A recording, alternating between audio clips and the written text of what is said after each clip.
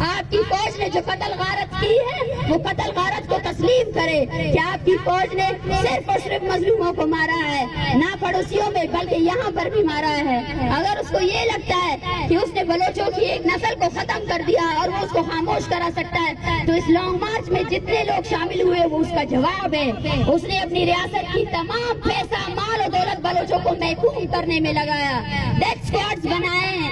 کرائے کے سردار بنائے، لیکن پھر بھی بلوچ نکلا، کیونکہ بلوچ نکلے گا۔ بلوچ کو باہر نکالنے سے آپ نہیں روک سکتے، کیونکہ ہم ایک قوم ہے۔ ہم سے کہا جاتا ہے کہ آپ کی عورتیں کیوں اس تحریک کو لیڈ کر رہی ہیں، کیونکہ ہم سیکولر قوم ہیں، ہم قیام میں نہیں آئے ہیں، ہم ہزاروں سال سے یہاں آباد ہے۔ ہمارے کلچر میں عورت اور مرد برابر ہے، ہم ایک ساتھ قومی اس میں اپنے درد کو تسلیم کرتے ہیں، اس درد کو جیتے ہیں جو آپ نے ہمارے ساتھ کیا ہے،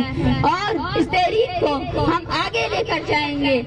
اس سے زیادہ توانا تر آواز سے۔ آپ سب سے میں یہ گزارش کرتی ہوں کہ ہمارے پاس مسنگ پرسنز کے لواحقین آئے ہیں، وہ بہت لمبا سفر طے کر کے آئے ہیں۔ اب سب لوگ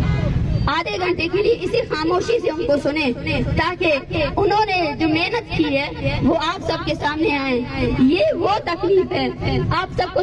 سمجھنا پڑے گا کہ قومیں ایک ساتھ جیتی ہیں، ان کا بقا ایک ساتھ ہوتا ہے، یہاں فرد کا بقا نہیں ہوتا ہے۔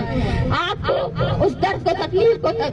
محسوس کرنا پڑے گا۔ آج بالاچ کا باپ ہے، کل آپ اور مجھ میں سے کسی اور کی بھی لاش یہاں رکھی جا سکتی ہے، تو لاشوں کے ساتھ احتجاج کرنے سے بہتر ہے کہ ہم لاش بننے سے انکار کریں اور ابھی سے احتجاج کریں اور اپنی قوت کو، اپنی طاقت کو ایک ساتھ ملا کر اس ریاست